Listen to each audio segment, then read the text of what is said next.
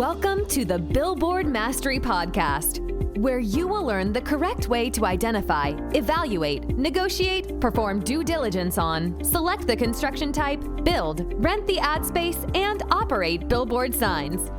And now, here is your host, the guy that built from scratch the largest privately owned billboard company in Dallas-Fort Worth, Frank Rolfe. We are all classically taught that when you do a contract, you want to leave no room for error. You want things to be so tight, there could never be even a little ray of sunshine falling between those words. But that's not always in reality what you want to do. This is Frank Rolfe, the Billboard Mastery Podcast. We're going to talk about when in agreements you want to be super specific and super tight, and when you want to be more ballparkish, a little more loose. So let's just look at a typical billboard ground lease. Now, we want to be 100% specific on such things as who the owner of the property is, who is the lessor, and where the property is in general. And we want to be very specific on the amount we're going to pay the lessor, and when we are to pay the lessor, and when the lease actually starts. If it starts upon construction of the sign, for example, we want to have all of that in there very, very tight. And we want to have all the things such as the fact that if the sign is removed, they can't put another one back for a certain specific amount of time. We want to have obstructions very, very clear, that they cannot obstruct our sign. We don't want to have it where that's gray because we don't want to be arguing about that. We want to have it very, very strict in there as far as how the insurance works, how much insurance we have, and all of that kind of stuff. We want to make sure the person signing the lease has the authority to do so. So most of your billboard ground lease, you do want to be very, very tight and very structured. We don't want to have any arguments later after building the billboard and they say, oh, yeah, well, I think the lease expired. And you say, no, it didn't. But then, in the lease, instead of saying the term starts on this date and ends on this date, you had something like the term starts on this date, but, it kind of goes for a while, or something very broad brush like that. No, we want to have all those things set in stone. But then there's a few things in there we want to be a little looser about. Now, the main thing you want to be looser about is the billboard's location. Why is that? Because when you build a billboard, you cannot always get it exactly to the inch of where you thought you were. When you drill down to put in the foundation for that billboard, you hit a giant boulder, and the installation company says, well, if we're going to put it in this spot, we're going to tack on about another $10,000 or $20,000 for having to drill through the boulder. You're going to want to move that sign over.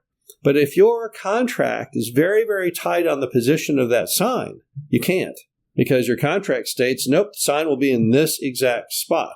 And if you don't have it there, you basically voided the contract. So you got to leave the position of the sign somewhat loose. Now, how do you do that? You talk about putting the sign in this general area.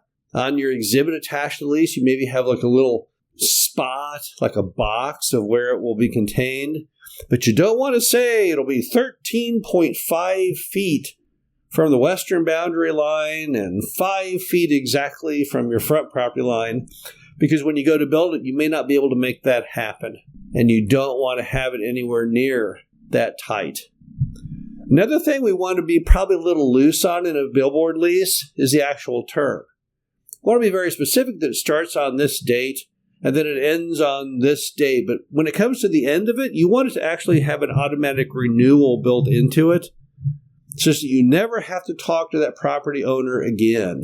So one of the key things about the billboard business is after the sign goes up, you really never want to talk to them ever again.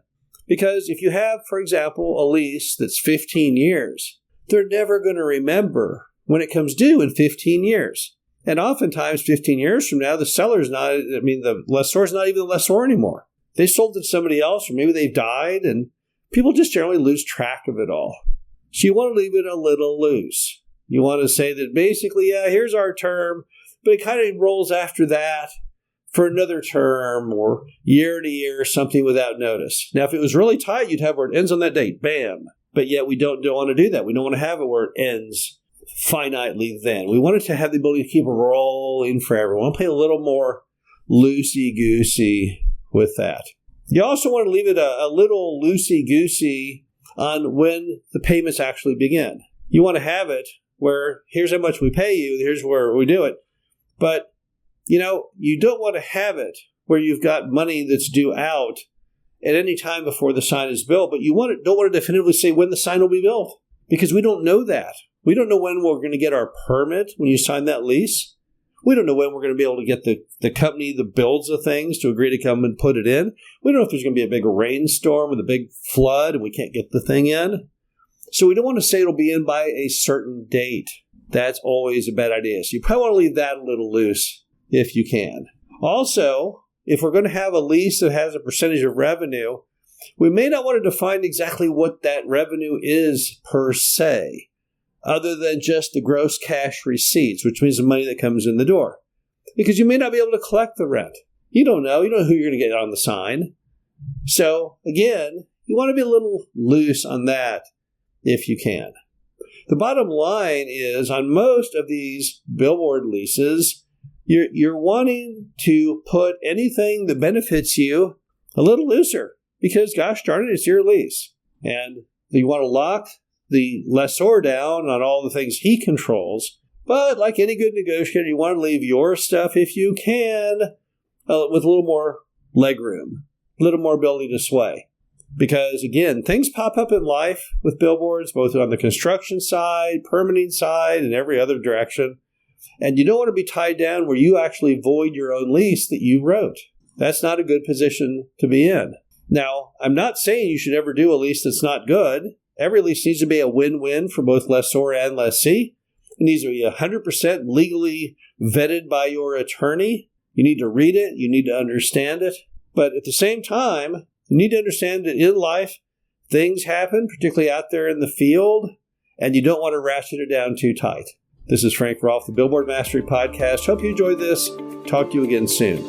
Thank you for listening to the Billboard Mastery Podcast. Be sure to visit us at www.billboardmastery.com, where you can find past episodes of this show, plus an array of information to help you successfully build, buy, and operate billboard signs.